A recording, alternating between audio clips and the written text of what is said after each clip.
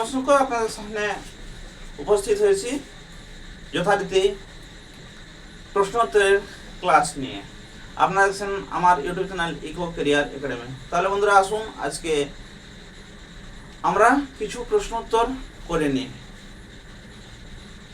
আপনাদের পরীক্ষার যে ডেট ছিল 14 এপ্রিল 2026, সেটা কিন্তু পরিবর্তন হয়েছে 12 এপ্রিল 2026, অর্থাৎ রবিবার পরীক্ষা হবে।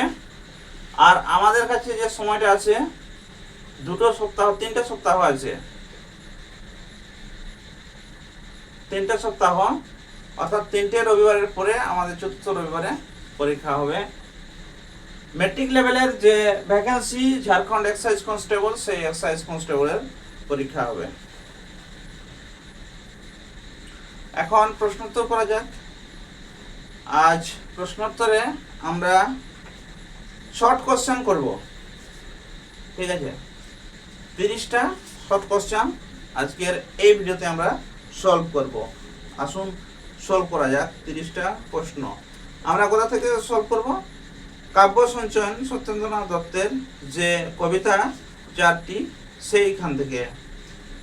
আপনাদের সিলেবাসটা একটু ভালো করে মনে রাখা উচিত। সিলেবাসে কি আছে? Bengali syllabus, novel, drama, poetry, এখান থেকেও প্রশ্ন আসতে পারে। আপনাদের এই প্রশ্ন আসতে পারে কাব্য সঞ্চয়ন কার লেখা? কাব্য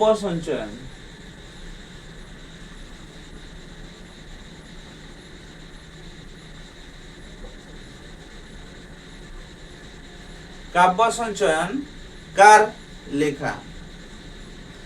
এটা হবে সত্যেন্দ্রনাথ দত্ত।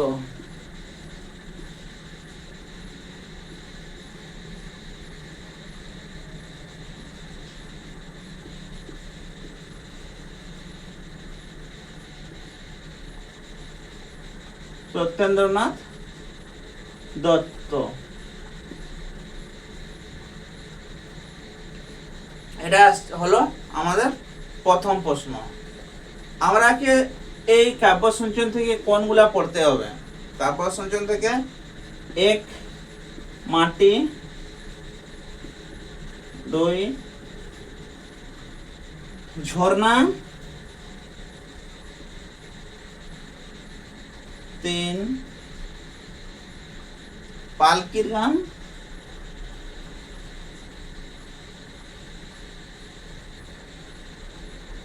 4 সাগর তর্পণ।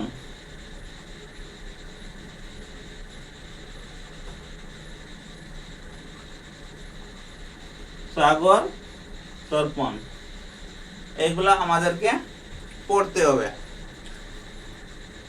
এখান থেকে প্রশ্ন অনেকগুলাই আসছে, আপনাদেরকে এগুলা মুখস্থর মতো করতে হবে, না হলে প্রশ্নের উত্তর করতে পারবেন না।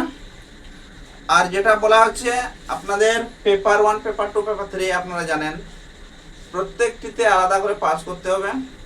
প্রত্যেকটিতে 30%-এর উপরে নম্বর আনতে হবে। আর 30% কম হলে আপনারা ডিসকোয়ালিফাই করবেন। আর এটা কম্পিউটার চেক করবে, তার জন্য আপনাদের সাবধান থাকতে হবে। কারণ কম্পিউটারে আপনি সব থেকে প্রথম জিনিস হচ্ছে আপনাদের ওএমআর শিট ভালো করে ফিল করতে হবে। আর যদি সিবিটি মোডে হয় তাহলে সিবিটি মোডে আপনাদের নাম ঠিকভাবে পূরণ করতে হবে। তারপরে আসছে প্রশ্নোত্তরের পালা, কারণ এর আগে ওএমআর শিট বা সিবিটি মোড যে হবে সেগুলোতে নাম বা যা আপনার রোল নাম্বার আছে, রেজিস্ট্রেশন নাম্বার, এগুলো ঠিকভাবে ভরতে হবে। এবার আছে কাব্য সঞ্চয়ন।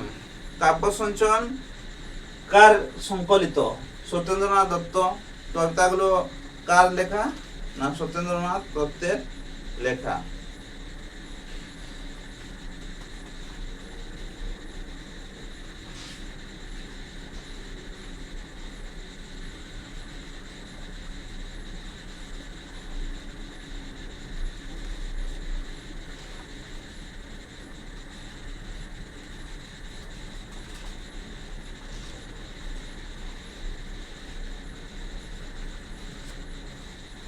আরেকটা জিনিস আসছে, এই যে ইউটিউব চ্যানেলে কপিরাইটের একটা বিশেষ অংশ থাকে। আর অনেকেই কপিরাইট স্ট্রাইক দিয়ে থাকেন। আমি এখানে আপনাদের এডুকেশনাল চ্যানেলে সেই যে সাগর তর্পণ কবিতা তা নিয়ে আলোচনা করব। আর এতে কপিরাইট স্ট্রাইক আসতেও পারে, কারণ অনেকেই আছেন যারা কপিরাইট স্ট্রাইক দেওয়ার জন্যই বসে থাকেন। তারা আমার এই চ্যানেলে নাম্বার দেওয়া আছে, সেই নাম্বারে আপনারা যোগাযোগ করতে পারেন যদি চ্যানেল উড়ে যায়। না হলে আপনাদের এই চ্যানেলে যথারীতি আমি প্রশ্নোত্তর দিয়ে যাব, প্রশ্ন দেব, উত্তর আমার সঙ্গে সঙ্গে আপনারা করবেন। আমি লাইভ আসবো আগামীকাল। আজকে এই ভিডিওতে কিছু প্রশ্ন উত্তর করছি।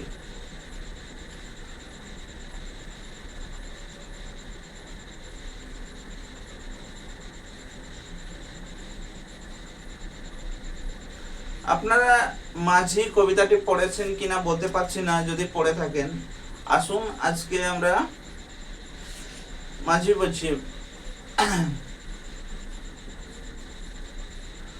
আসুন কাব্য সঞ্চয় নিয়ে কিছু জানা যাক।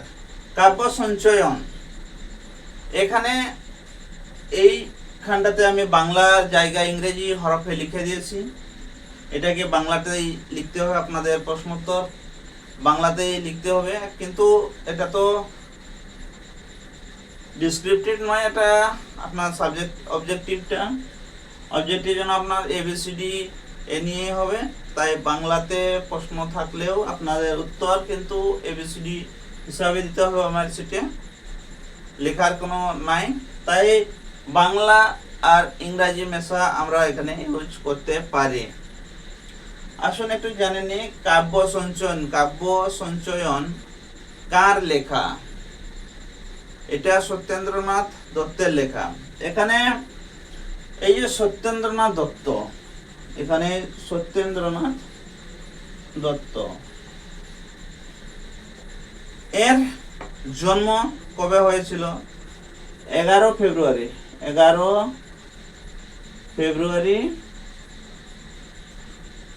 1882 খ্রিস্টাব্দ। 1882 খ্রিস্টাব্দ।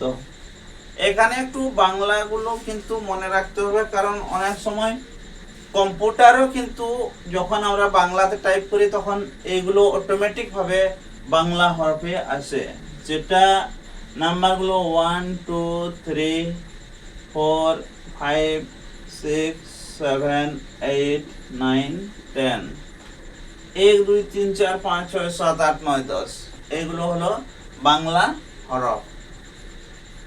এই বাংলা যে হরফ এইগুলো কিন্তু অনেক সময় আমরা ইংরেজিতে কিবোর্ডে দিয়ে থাকলেও এটা কিন্তু বাংলাতে আসে। তাই এই অনেকেই বাংলা পড়তে পারেন, কিন্তু সেখানে এই যে নাম্বারগুলো কিন্তু বা সংখ্যাগুলো এগুলো কিন্তু তারা ইংরেজিতেই অভ্যস্ত আমাদের এই ঝাড়খণ্ডের। তাই একটু এগুলোকে বাংলাটাও আপনারা জেনে নেবেন, তাহলে ভালো হবে। না হলে দেখবেন একটু অসুবিধা হতে পারে। আর যেহেতু আপনি বাংলা ভাষা পরীক্ষা দিচ্ছেন, তাই আপনাদের কাছে বাংলা অঙ্ক বা বাংলা অক্ষর এইগুলো কিন্তু যেন আপনাদের ঠিকঠাক জানা থাকে। তাহলে আসুন আমরা এখন জেনে নিই কাব্য সঞ্চয়ন সত্যেন্দ্রনাথ দত্ত যিনি লিখেছেন তার জন্ম।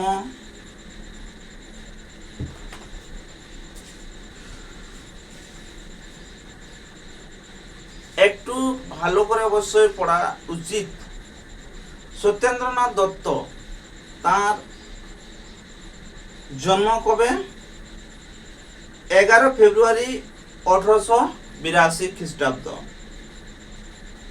1288 বঙ্গাব্দ।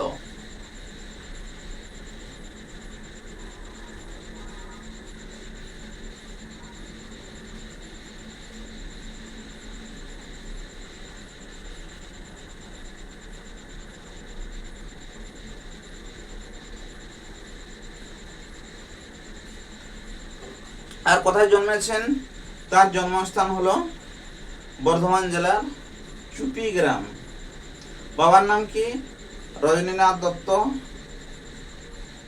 আর মায়ের নাম মহামায়া দেবী। পড়াশোনা কতদূর? বিএ পরীক্ষা দিলেও সফল হননি, অর্থাৎ বিএ পর্যন্ত তিনি পড়েছিলেন। আর বিবাহ কনকলতা দেবীর সঙ্গে 1310 বঙ্গাব্দে বিবাহ হয়।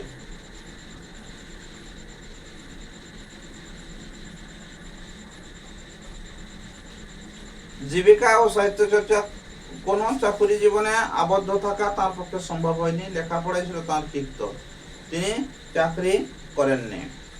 তার প্রথম কাব্যগ্রন্থ, তার নাম হলো সবিতা। সবিতা সবিতা হলো তার প্রথম কাব্যগ্রন্থ, সত্যেন্দ্রনাথ দত্তের প্রথম কাব্যগ্রন্থ সবিতা। সত্যেন্দ্রনাথ দত্তের মৃত্যু কবে হয়েছিল? 1922 খ্রিস্টাব্দ 25 জুন। 25 জুন 1922 খ্রিস্টাব্দে তার মৃত্যু হয়। তার মৃত্যুর পর শোকাহত রবীন্দ্রনাথ রামমোহন লাইব্রেরি হলে সত্যেন্দ্রনাথ দত্ত নামে অসামান্য শোক কবিতা পাঠ করেন। তার যখন মৃত্যু হয় তখন রবীন্দ্রনাথ ঠাকুর রামমোহন লাইব্রেরি তার সেই হলে কবিতা পাঠ করেন। কে করেন? না, রবীন্দ্রনাথ ঠাকুর। এগুলো মনে রাখতে হবে, কারণ এগুলো প্রশ্নে আসতে পারে। আসবে এটা বলা যাচ্ছে না, কিন্তু আসতে পারে। কাব্যগ্রন্থ,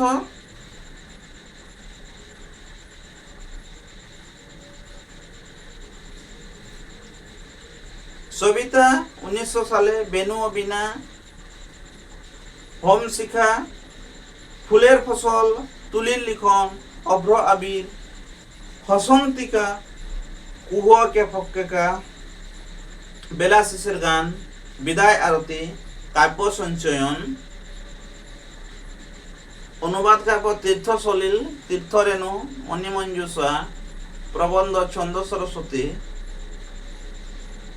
গ্রন্থাবলীর কালানুক্রমিক তালিকা।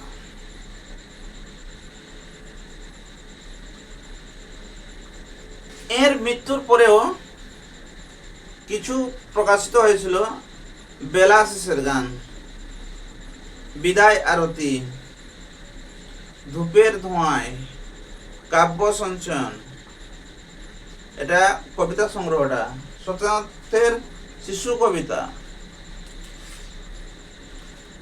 আসুন মাটি নিয়ে একটু আমরা কবিতা পাঠ করে নিই। মাটি, মাটি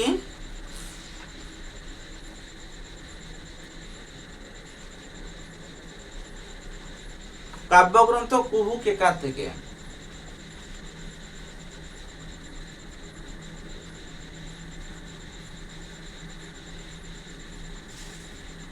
এই যে মাটি, এই যে মিঠা, এই যে চির চমৎকার, চরণে লীন, এই যে মলিন, এই যে আধার নিরাধার, এই মাটি গো, এই পৃথিবী, এই যে তৃণ গুল্মময়, তারার হাটে মাটির ভাঁটা, তাই বলে এ তুচ্ছ নয়। মাটি তো নয়, জীবন কাঠে, কণায় কণায় জীবন তার, মাটির মাঝে প্রাণের খেলা, মাটি প্রাণের পারাবার। মাটি তো নয়, মায়া মুকুর, এক পিঠে তার লীলার খেল, আরেকটি দিক অন্ধ অষাঢ়, রশ্মি ঘাতে অনুদ্দেল। মাটি আবার মরণ কাঠি, মাটির কোলে উদয় লয়, যে মাটিতে ভাঁড় গড়ে রে, তাতেই মানুষ মানুষ হয়। মাটির মাঝে যা আছে গো, সূর্যেও তার অধিক নেই, তড়িৎ সুতার লাটায় মাটি, জীবন ধারার আধার সেই। এই হলো কবিতা আবৃত্তি।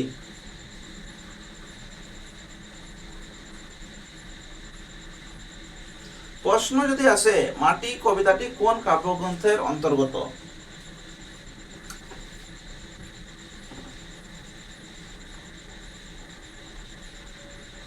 প্রশ্ন যদি আসে মাটি কবিতাটি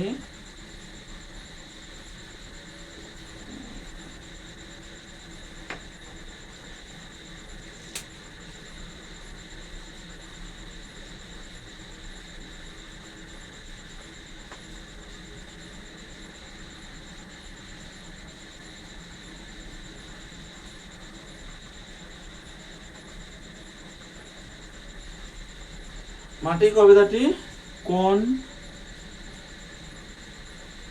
কাব্যগ্রন্থের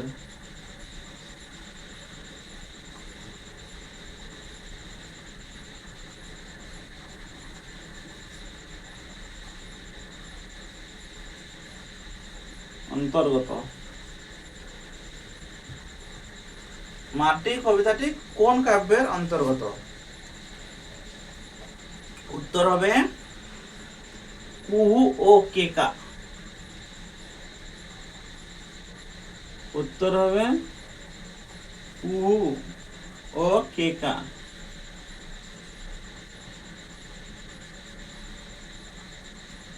কুহু ও কেকা।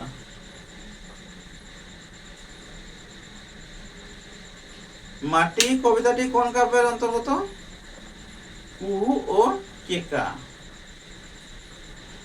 এই যে চির চমৎকার কাকে চমৎকার বলা হয়েছে? এই যে চির চমৎকার, চমৎকার কাকে বলা হয়েছে?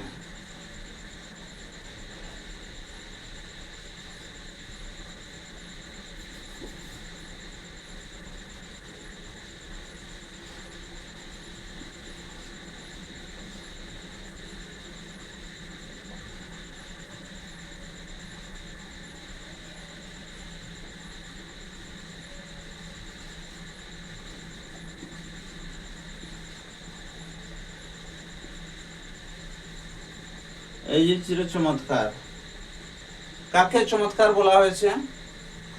মাটিকে। কাকে বলা হয়েছে? মাটিকে।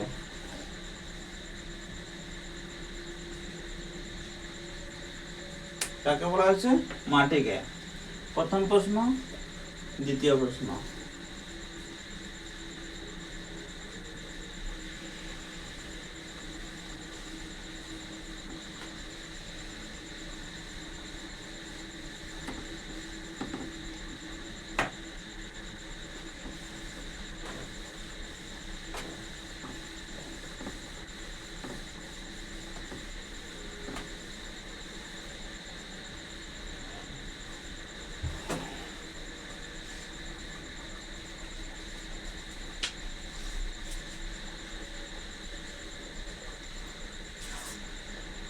এবারে যে প্রশ্ন পেপার এসেছিল, যেটা গ্রাজুয়েশন লেভেলে ছিল,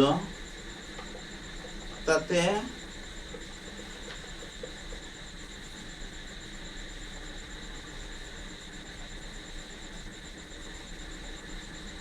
এই যে মিঠা কাকে বলা হয়েছে? এই যে মিঠা কাকে বলা হয়েছে?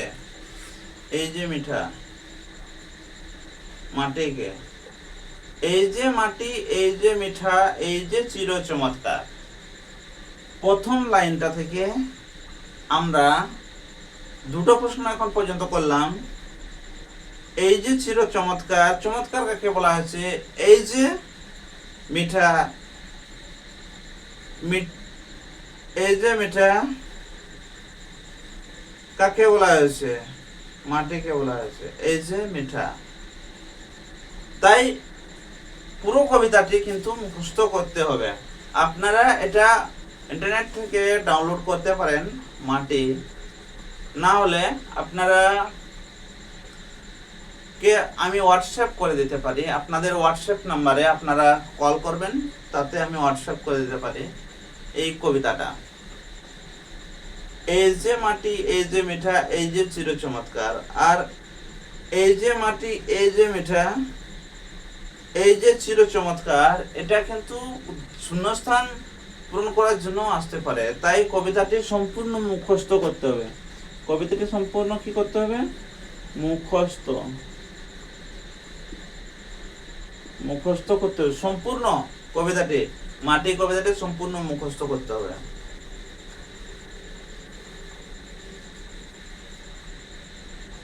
তাই বলে এ তুচ্ছ নয় কাকে বলা হয়েছে? তাই বলে এ তুচ্ছ নয়। এই মাটি গো এই পৃথিবী, এই যে তৃণগুল্মময়, এই মাটি গো এই পৃথিবী, এই যে তৃণগুল্মময়, তারার হাটে মাটির ভাঁটা, তাই বলে তুচ্ছ নয়। কাকে বলা হয়েছে? এটাও মাটিকে বলা হয়েছে। এই মাটি গো এই পৃথিবী, এই যে তৃণগুল্মময়, এই যে তৃণগুল্মময়, এইভাবে অনেক প্রশ্ন আসবে আপনাদের, সেইগুলো করতে হবে। চরণে নীল এই যে মলিন, চরণে নীল এই যে মলিন,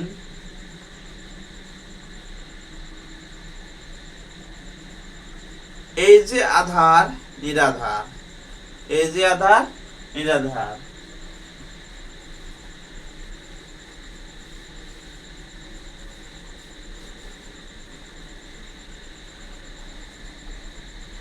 তারার হাটে মাটির ভাঁটা কাকে বলা হয়েছে? তারার হাটে মাটির ভাঁটা, তারার হাটে মাটির ভাঁটা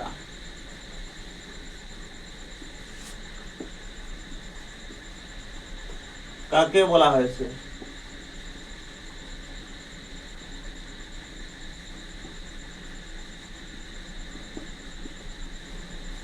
কাকে বলা হয়েছে? মাটিকে, এ মাটিকে,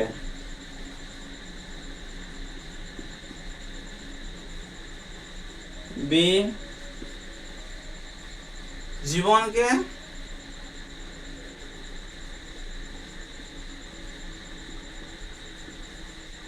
সি মায়াকে,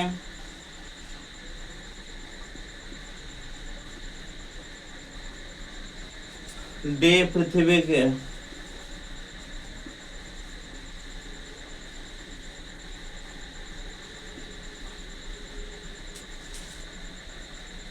পৃথিবীকে কাকে বলা হয়েছে? তারার হাটে মাটির ভাঁটা কাকে বলা হয়েছে? মাটিকে, জীবনকে, মায়াকে, পৃথিবীকে। মাটিকে বলা হয়েছে।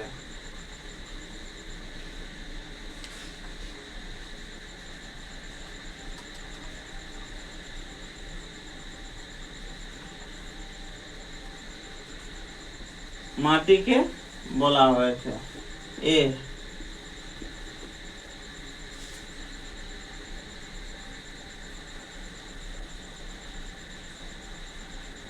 মাটিতে নয় প্রাণের খেলা, বি জীবন কাঠি, সি লীলার খেল, ডি অন্ধ অষাঢ়।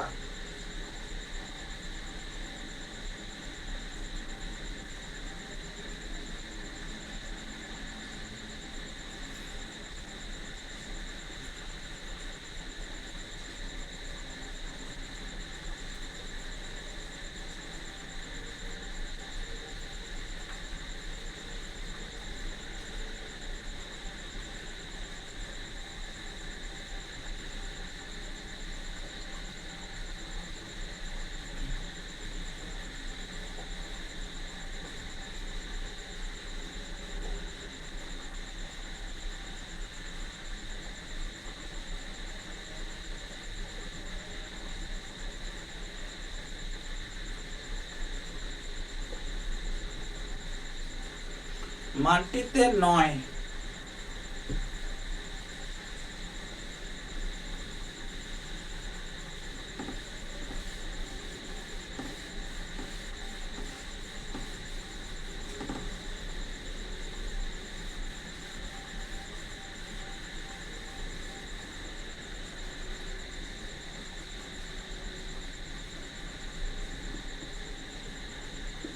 মাটিতে নয়, শূন্যস্থান দেওয়া আছে। আপনাকে ক প্রাণীর খেলা,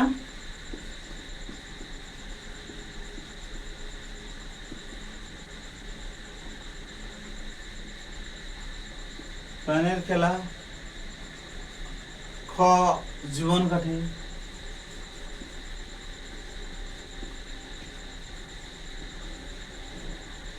গ লীলার খেলা অন্ধ অসার,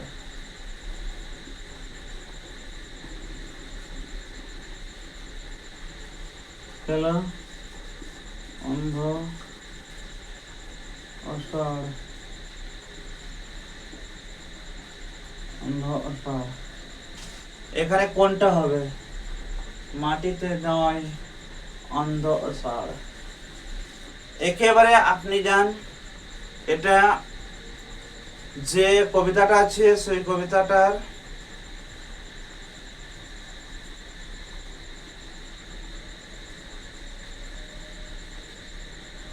8 নম্বর লাইনে আপনার দেওয়া আছে। 8 নম্বর লাইনে দেওয়া আছে মাটিতে নয়, অন্ধ আষাঢ়।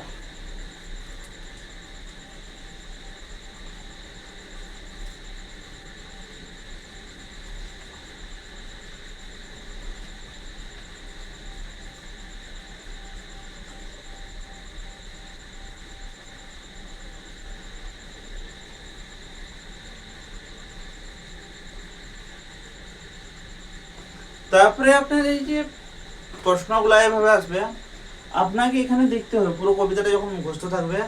আপনি কবিতায় যেমন ক্লাস 3-4 যে বাচ্চাগুলো, যেমন আপনার যেটা নামতাটা মুখস্থ করে, নামতাটা 3 একে 3, 3 দুগুণে 6, 3 তিরিকে 9, 3 চারে 12, 3 পাঁচে 15, ঠিক সেইভাবে আপনাকে কবিতাটাও কিন্তু পুরোপুরি মুখস্থ করতে হবে। আর সেখানে আপনাকে দেখতে হবে যে এখানে আপনার কোনটা লাগছে, সেখানে সেইটা আপনার দেখতে হবে, না হলে কিন্তু আপনার প্রশ্নের উত্তরটা ভুল হবে। মাটি তো নয় জীবন কাঠি, মাটি তো নয় মায়া মুকুর, মাটি তো নয় জীবন কাঠি, মাটি তো নয় মায়া মুকুর। এখানে আপনার কোনায় কোনায় জীবন তার, মাটি তো নয় মায়া মুকুর, এক পিঠে তার লীলার খেল, আর একটি দিক অন্ধ অষাঢ়, রশ্মি গাতে অনুদেল। এখানে মাটিতে নয়, প্রশ্নটা একটু ভুল আছে, মাটি তো নয়, ঠিক আছে। এর উত্তরটা অন্ধ অষাঢ় হবে না, এটা হবে জীবন কাঠি হবে, জীবন কাঠি। মাটি তো নয় জীবন কাঠি, কারণ মাটি তো নয় মায়া মুকুর, মাটি তো নয় জীবন কাঠি, দুটো প্রশ্ন আসছে। আর এখানে মাটি তো নয় মায়া মুকুর নাই, মাটি তো নয় জীবন কাঠি, কারণ সঙ্গে সঙ্গে যেটা লাগছে সেটা জীবন কাঠি। অন্ধ অষাঢ়টা এটা হবে না।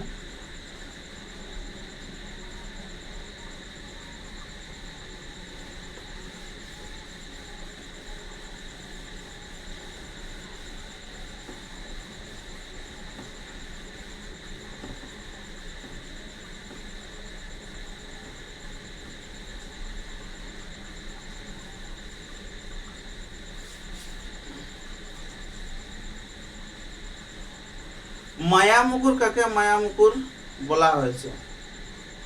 মায়া মুকুর কাকে মায়া মুকুর বলা হয়েছে?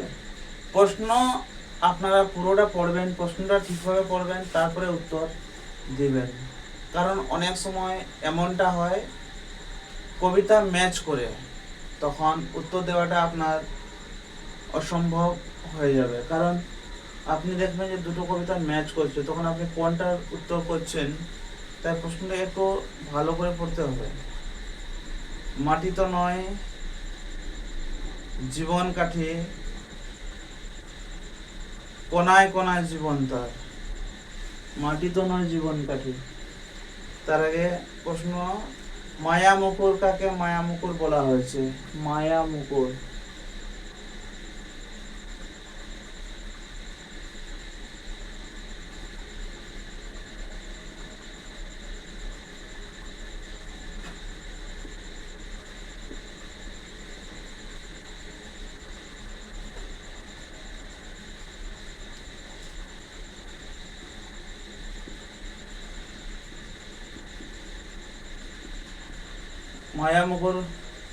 মায়া মুকুর কাকে বলা হয়েছে?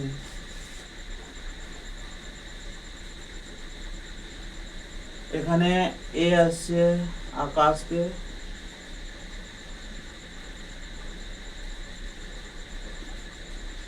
মাটিকে,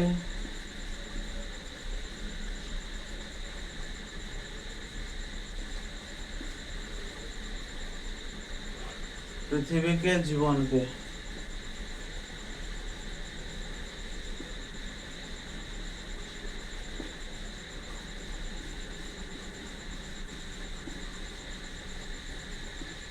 জীবনকে, এটা আপনারা বলুন কি উত্তর হতে পারে।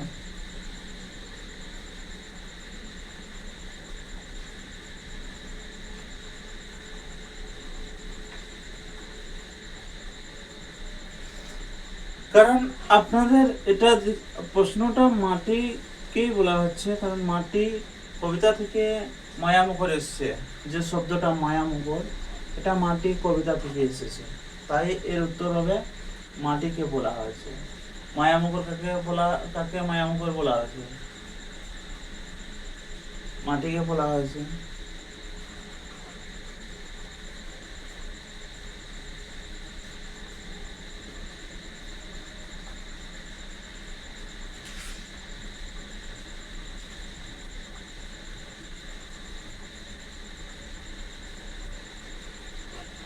আর একটা প্রশ্ন আপনারা দেখুন, প্রশ্নটা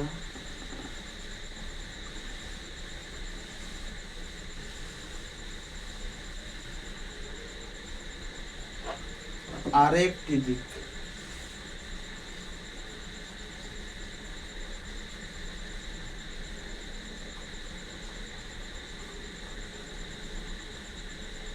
আরেকটি দিক, তারপরে শূন্যস্থান আছে, ও এই আছে অন্ধ অসাড়,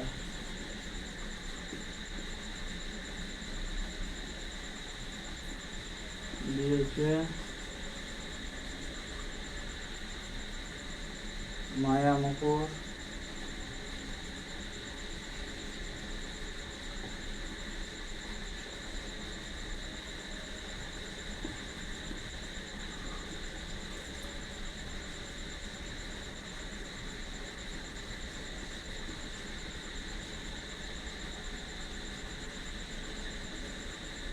অনুদ্বেগ।